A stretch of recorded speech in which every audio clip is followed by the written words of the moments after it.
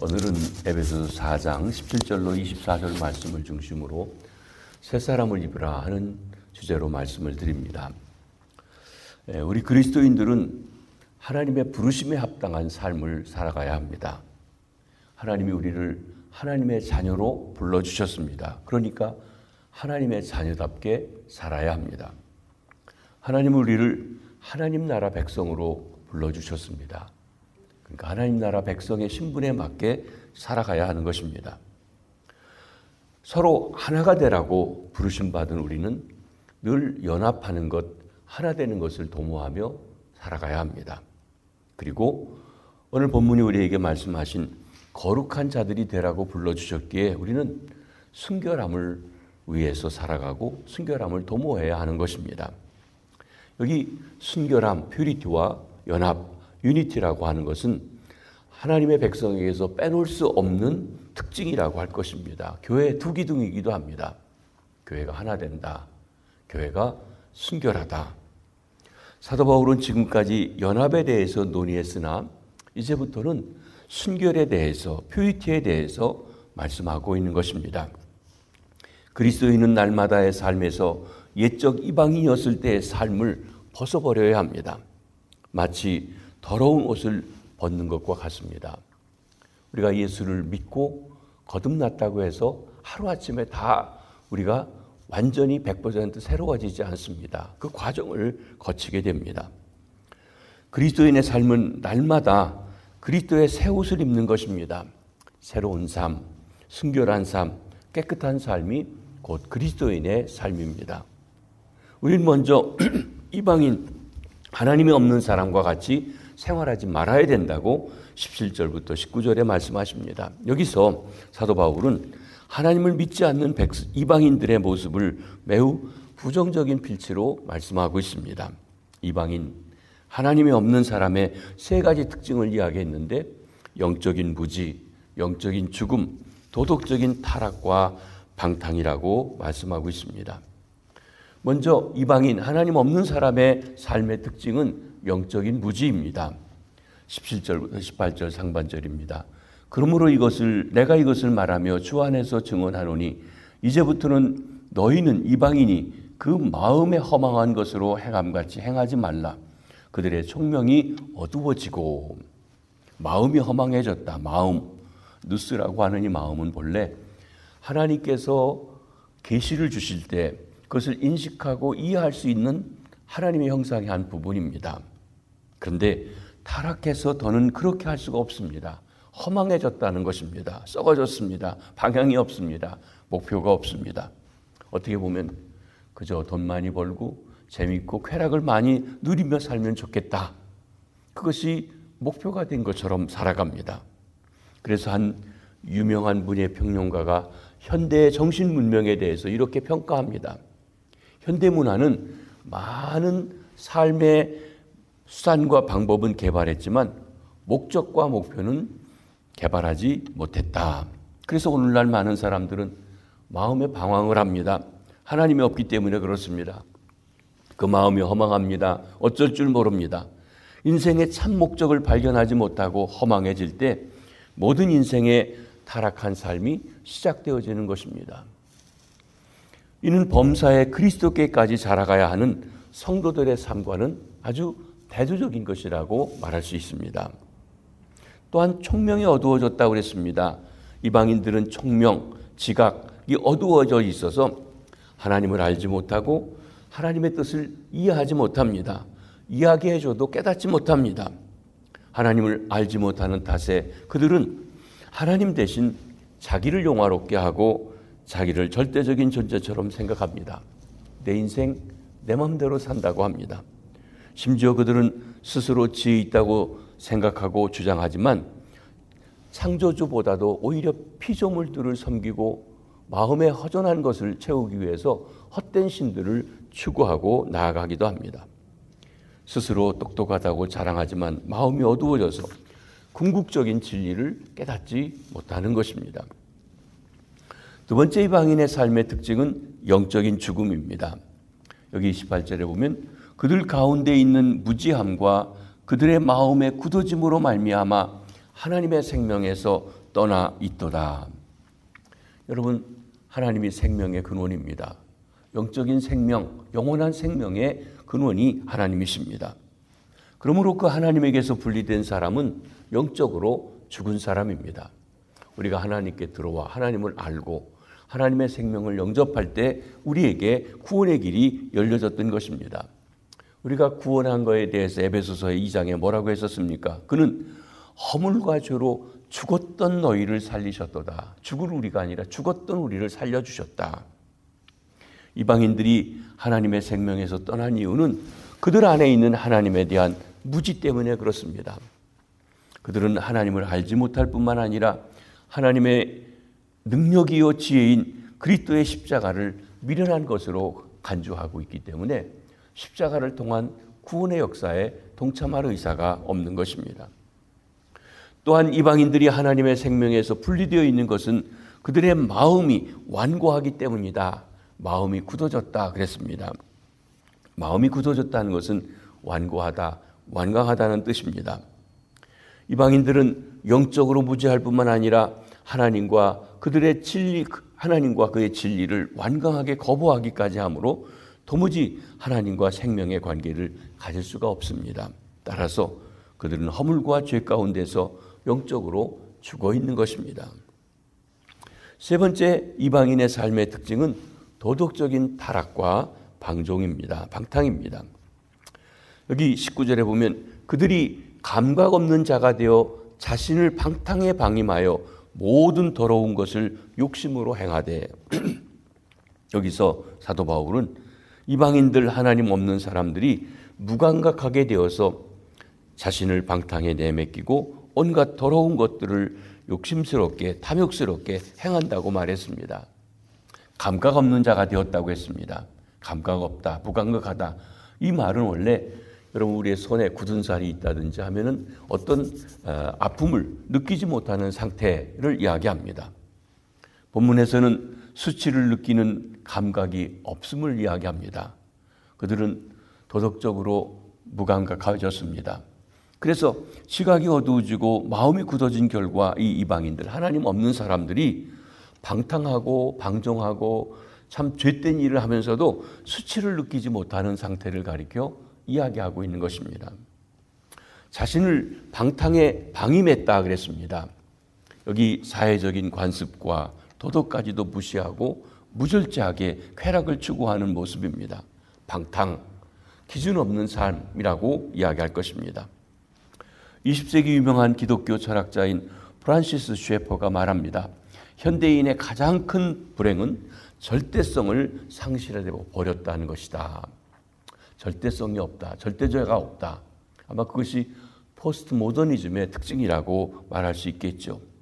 현대는 절대적인 가치관이 없어졌습니다. 모든 게 상대적입니다. 그럴 수도 있지, 저럴 수도 있지 하면서 말이죠. 그런데 이것이 어떤 면에서 현대인들이 가장 하나님에게서 멀어지는 이유 중에 한 가지라고 이야기했습니다. 기준이 없어진 것입니다. 여러분, 우리가 성경에서 보면 사사기에 그런 말씀이 있습니다. 그때 왕이 없으므로 사람들이 자기 마음에 좋은 대로 했다. 그리고서는 방탕과 방종, 하나님의 사람이라고 볼 수 없는 삶들을 살아가고 있는 그런 모습들을 이야기하고 있습니다. 우리는 하나님을 절대자, 왕, 그분의 말씀을 따라야 하는 기준으로 삼는데 기준이 없어요. 그때 자기 좋은 대로 살아가는 것입니다. 이게 방탕에 방임했다는 말입니다. 또 더러운 것을 욕심으로 행한다. 이 더러운 일을 탐욕스럽게 행한다.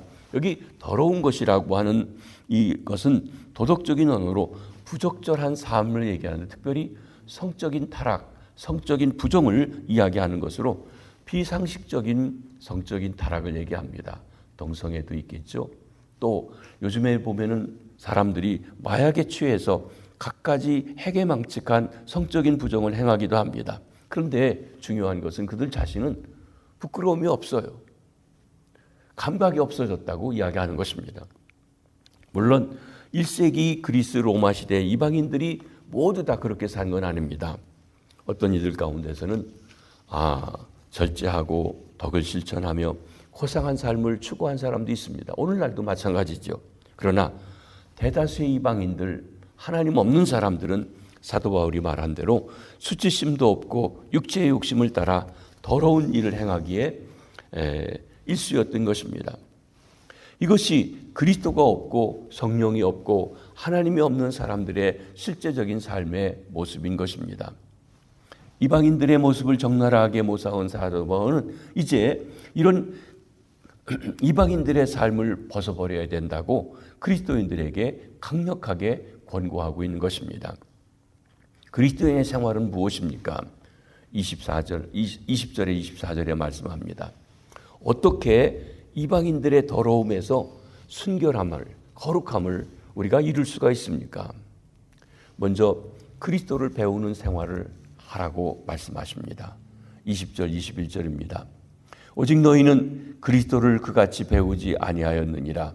진리가 예수 안에 있는 것 같이 너희가 참으로 그에게서 듣고 또한 그 안에서 가르침을 받았을진데, 우리가 그리스도를 배운다는 것, 그리스도의 삶과 죽음과 부활에 관해서 배우는 것만이 아닙니다. 그의 인격, 그의 삶에 관해 배우는 것이며 또한 그의 제자가 되는 것을 의미합니다. 그러므로 그리스도를 배운 사람은 그리스도의 삶에 반영된 가치와 삶의 방식을 따라가는 것입니다. 그리스도가 우리 삶의 목표요 방향인 것이고 모범이 되는 것입니다. 우리는 그리스도 안에 있는 진리를 듣고 가르침을 받았습니다. 우리는 진리이신 그리스도를 알고 그분께 가르침을 받았기 때문에 그리스도께서 원하는 삶을 살아갑니다. 옛사람은 허물과 죄로 죽은 사람인 반면에 새사람은 하나님의 은혜로 인해서 믿음으로 말미암아 그리스도와 함께 살리심 받은 사람입니다. 옛사람은 영적으로 무지하고 하나님께 거스리고 불순종하는 사람인 반면에 새사람은 예수 그리스도로 말미암아 생명을 얻고 그분이 보여주신 진리를 따라 살아가는 사람입니다. 새사람으로 새사람답게 살아가기 위해서는 우선 예수 그리스도 안에서 구원 얻은 자신의 정체성을 깨달아야 합니다. 내 안에 그리스도가 계시다. 내 안에 성령이 계시다. 그러기에 그에 합당한 삶, 그분의 인도함을 받는 삶을 살아가는 것입니다. 사랑하는 성도 여러분, 우리는 그리스도를 모범으로 그리스도에게 배운 대로 그리스도인답게 살아가고 있는지요? 우리는 이전에 행하던 죄악과 죄의 습성을 물리칠 수 있습니다. 그 힘은 그리스도께서 피 흘려 사신 존재라고 하는 우리의 정체성을 분명히 아는 데 있습니다. 새 생명을 주신 그리스도께서 우리에게 그리스도인답게 살아갈 수 있도록 성령을 보내주시고 능력으로 함께해 주시는 것입니다. 두 번째로 옛사람을 벗어버리는 생활을 하라고 하십니다. 너희는 유혹의 욕심을 따라 썩어져가는 구습을 쫓는 옛사람을 벗어버리고, 22절이죠. 우리가 새 옷을 입기 전에 반드시 헌옷을 벗어야 합니다. 아마 여러분이 주무실 때 잠옷을 입고 잤을 때는 새로운 옷, 밖에 나올 옷을 입기 위해서는 그 옷을 다 벗어놓고 그리고 새 옷을 입었습니다. 옷을 벗는다, 여기 회개한다, 돌이킨다, 떠난다고 하는 말씀입니다. 우리가 벗어야 할 옛사람의 속성이 무엇입니까? 여기 두 가지 얘기하셨습니다. 유혹의 욕심을 따라 사는 삶, 옛사람의 모습입니다. 또 옛사람의 모습은 썩어져가는 구습을 쫓아간다. 여기 유혹, 구습, 거짓, 이 속임을 얘기하고 있습니다. 유혹, 거짓, 속임을. 그리고 구습이라고 하는 말은 과거의 삶의 방식을 말합니다. 옛사람은 거짓된 욕심을 따라 도덕적으로, 영적으로 부패해가는 존재입니다. 본문에 보면 옛사람이 부패하는 원인은 거짓에서 비롯된 욕심인 것입니다. 마귀, 거짓의 아비입니다. 우리가 하나님께는 참으로 사랑 안에서 참으로를 한다, 진리를 얘기한다 한다고 하면 여기는 참이 아닌, 진리가 아닌 거짓 가운데 있습니다. 옛사람, 그리스도 밖에 있는 사람의 중요한 특징, 육체의 욕심대로 산다, 충동적으로 살아간다. 그들이 욕심을 부리는 까닭은 자신들이 원하는 것을 얻기만 하면 만족과 행복을 누릴 수 있다고 생각하기 때문에 그렇습니다. 그러나 이것은 거짓입니다. 속임수입니다. 유혹인 것입니다. 아무리 욕심을 부리고 자기가 원하는 것을 손에 넣을지라도 참된 만족과 행복을 누리지 못합니다. 그렇지만 우리 성도들은 하나님의 부르심을 받고 회심할 때 이미 옛사람을 벗어버렸습니다. 옛사람을 벗어버렸다는 것은 옛사람이 그리스도의 죽음에 합하여서 그리스도와 함께 죽는다고 하는 것을 의미합니다. 이제 그리스도 안에 있는 우리 성도들은 더는 옛사람이 아닙니다. 이제 그리스도 안에서 우리는 과거의 삶을 벗어버려야 합니다. 만일 그들이 과거의 삶의 방식대로 계속 살아간다면 그것은 회심하기 이전의 존재로 돌아가는 것과 다름이 없습니다. 내 안에 계신 성령께서 그리스도께서 슬퍼하실 일입니다. 거듭난 성도는 세상 속에서 그리스도를 따르는 사람답게 살기 위해서 먼저 옛사람의 태도, 옛사람의 습관, 옛사람의 가치관을 벗어버려야 된다고 했습니다. 그리고 세 번째로 새 사람을 입는 생활을 하라고 하십니다. 옛사람을 벗어버렸으면 새 사람을 입으라고 하신 것이죠. 23절, 24절입니다. 오직 너희의 심령이 새롭게 되어 하나님을 따라 의와 진리의 거룩함으로 지으심을 받은 새 사람을 입으라. 마음에 거하는 성령으로 새롭게 되는 것입니다. 새 사람답게 살기 위해서는 또한 마음이 성령으로 새롭게 변화되는 것입니다. 오늘 우리가 부른 주 예수 내 마음에 들어와 계신 후 이 찬송이 오늘 본문 말씀을 가지고 지은 찬양시이기도 합니다. 주님이 내 안에 계실 때, 성령이 내 안에 계실 때 이미 우리는 새로운 사람이 되었습니다. 하나님은 이미 성도들을 새 사람으로 만들어 주신 것입니다.